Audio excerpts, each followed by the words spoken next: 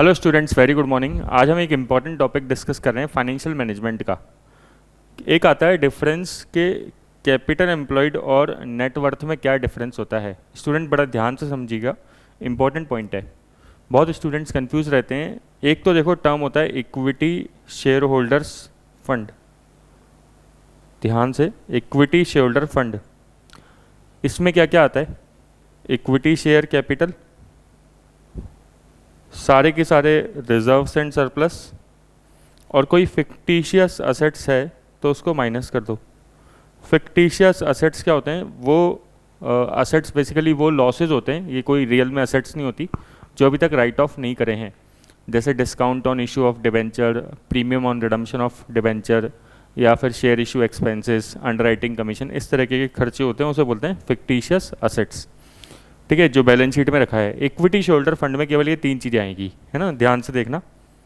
अगर मैंने बोला इक्विटी या फिर बोला शेयर होल्डर्स फंड, बहुत ही इंपॉर्टेंट चीज़ है।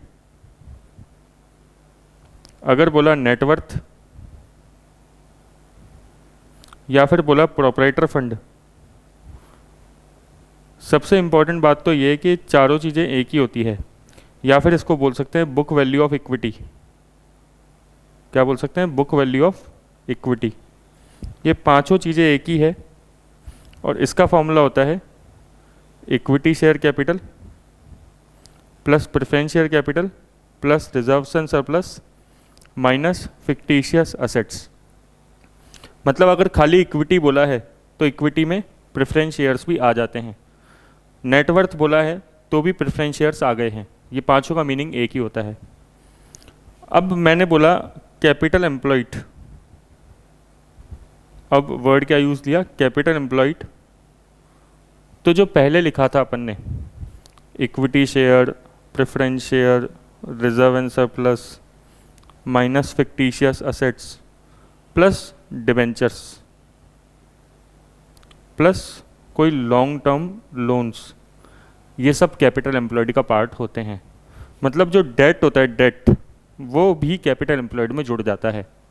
तो आप ध्यान से देख सकते हैं, आपको वर्ड्स पे जाना है। Equity share holder fund, equity share holder fund बोला है तो equity share, reserve and surplus minus fictitious assets. अगर खाली इक्विटी बोला है या शेयर होल्डर फंड बोला है, प्रोपराइटर फंड बोला है, नेटवर्थ बोला है, या बुक वैल्यू ऑफ इक्विटी, तो equity share plus preference share plus reserve and surplus minus fictitious assets. और कैपिटल एम्प्लॉयड भी वर्ड यूज़ लिया गया है, कैपिटल एम्प्लॉयड वर्ड यूज़ लिया गया है तो उसमें लोन्स भी आ जाएंगे। ये डिफरेंस होता है फाइनेंशियल मैनेजमेंट के तीन इंपॉर्टेंट टर्म्स है ये। Thank you.